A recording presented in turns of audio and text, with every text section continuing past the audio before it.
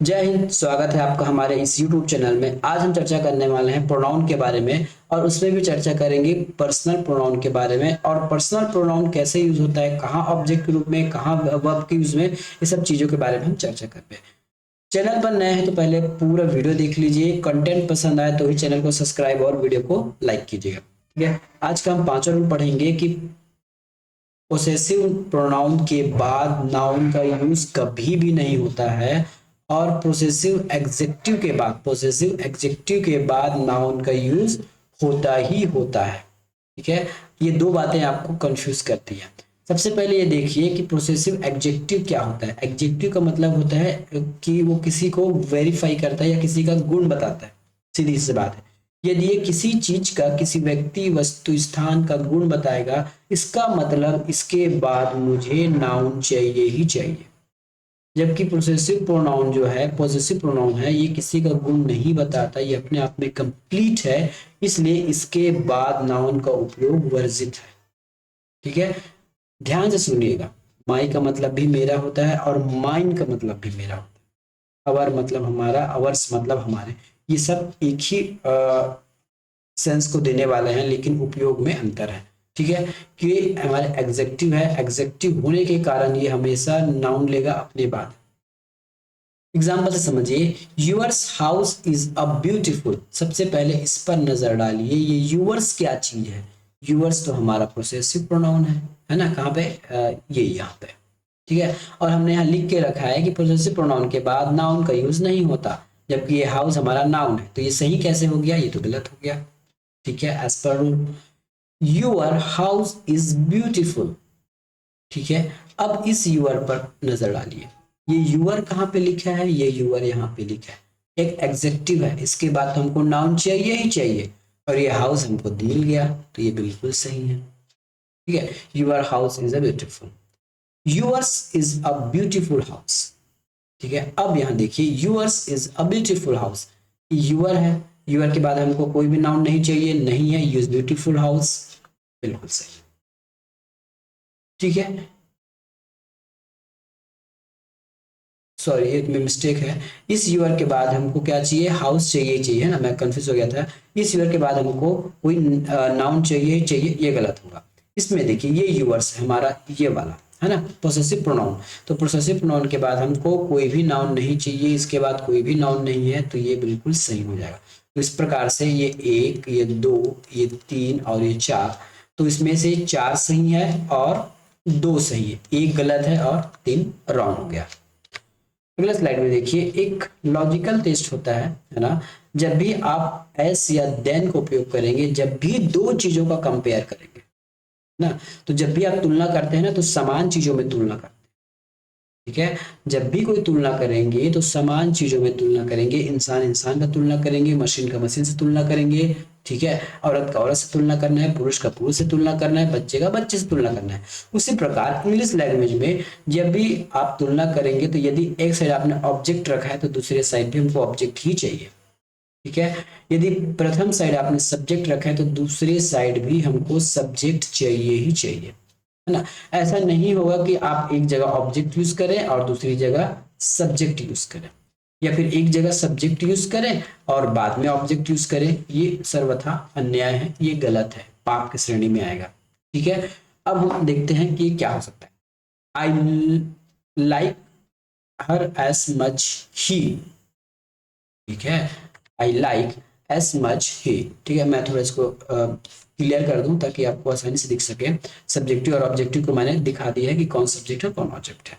सबसे पहले सेंटेंस पढ़ते हैं, I like her as much he. ठीक है, यदि मैंने पहले यहाँ हर लिखा है, इसके बाद अभी हर क्या चीज है यहाँ पे देख के बताइए जरा। ये मेरा ऑब्जेक्टिव केस है, तो इसके बाद भी मुझे ऑब्जेक्टिव केस चाहिए। इस हर के बाद मुझे, मेरे लिए ही उपयोग किया गया है, मेरे सेंटेंस। ही कहाँ पे है? जरा सब्जेक्टिव केस में नजर डालिए। ही तो मेरा सब्जेक्टिव है, जबकि मैंने पहले ऑब्जेक्ट यूज किया है, तो इसके बाद भी ऑब्जेक्ट होना चाहिए, तो यहाँ पे हिम आएगा, यहाँ पे हिम आएगा। ही like her as much him. ठीक है, तो ये कंपेयर कर रहे हैं, तुलना बता रहे हैं, तो ऑब्जेक्ट का ऑब्जेक्ट में हो। इस प्रकार से I like her as much as he, ये बिल्कुल सही होगा। You are taller than me, you are taller than me. अब देखिए यहाँ पे फिर से यू आ गया, और यू आपको हर बार कंफ्यूज करने वाला है। ये देखिए, ये you are taller than me. अब यहाँ आपको दिखेगा कि आपको सब अब पहचानना है कि यू आपके ऑब्जेक्ट के रूप में यूज हुआ है या फिर सब्जेक्ट के रूप में।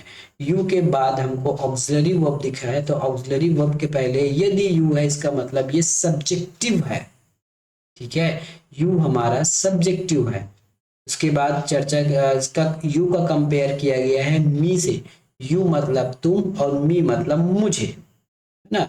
You are taller than me मतलब तुम मुझे बड़े हो। मुझसे कहाँ हुआ, आई तो हमने लिखा ही नहीं है। तुम मुझे बड़े हो या फिर तुम मुझसे मुझे बड़े हो।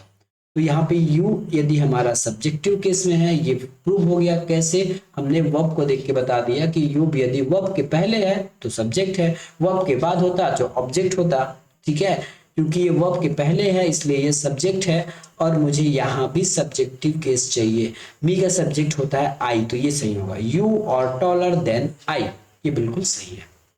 और देखिए, she respects you more than me, फिर से यहाँ यू आ गया ना। She respects you more than me. ठीक है, she respect than you more me, तो यहाँ भी आपको आई लिखना है। ठीक है, तो इस प्रकार से ये आपको लॉजिकल टेस्ट करने हैं और सही और गलत को बताना है। अगला चीज करते हैं कि use for it for season, weather, time, day, lifestyle, lifeless, insect, small babies. ठीक है, ईच का उपयोग बहुत वास्ट तरीके से होता है। यदि किसी भी नाउन प्रोनाउन में, है ना, यदि कोई जेंडर डिसाइड नहीं हो पाता है, और यदि हमारे पास ऑप्शन में मेल फीमेल नहीं है, तो उसको हमेशा इट लेके चलते हैं। ठीक है, इट लेके चलते हैं, तो इस केस में आपको यूज करना है। सीजन कोई वाक्य में आया है, वेदर आया है, टाइम है, डे है, लाइफलेस के बारे में चर्चा है, मतलब निर्जीव व्यक्तियों के बारे में चर्चा है, इंसेक्ट कीड़े मकोड़े के बारे में चर्चा है, छोटा बच्चा, छोटी बच्ची, एक महीना 2 महीना साल भर के, इसके लिए हम इट का उपयोग करते हैं। जैसे it is a winter, it is 5 o'clock, it is a Monday, it is a pen, it is a dog, the child was playing with its toy. ठीक है, the child was playing with its toy, his नहीं its toy, क्योंकि इस baby का या फिर इस child का हमको लिंग नहीं पता है। It is a dog, it is a pen, it is a Monday, it is 5 o'clock, it is a winter. तो इस प्रकार से आपको इट का उपयोग करने आना चाहिए। इंग्लिश लैंग्वेज में बहुत सारी ऐसी चीजें हैं जहाँ इट का उपयोग बहुत अनिवार्य होता है, और एक एक 2 नंबर के इस प्रकार से प्रश्न आपको एग्जाम में पूछे जाएंगे। तो ये चीज आपको अगर याद रहा कि season, weather, time, day, lifeless और इंसेक्ट और स्मॉल बेबी के लिए हम इट का उपयोग करते हैं, तो आप आसानी से इस प्रश्न को बना पाएंगे। ठीक है, तो ये था आज का हमारा एक छोटा सा वीडियो पर्सनल प्रोनाउन, और यहाँ पे हमारा पर्सनल प्रोनाउन खत्म होता है। इसके बाद हम नेक्स्ट प्रोनाउन के बारे में चर्चा करेंगे नेक्स्ट वीडियो में। चैनल का कंटेंट पसंद है तो जरूर चैनल को सब्सक्राइब कीजिए और वीडियो को लाइक कीजिएगा। मिलेंगे नेक्स्ट वीडियो में, तब तक के लिए धन्यवाद, गुड बाय, टाटा।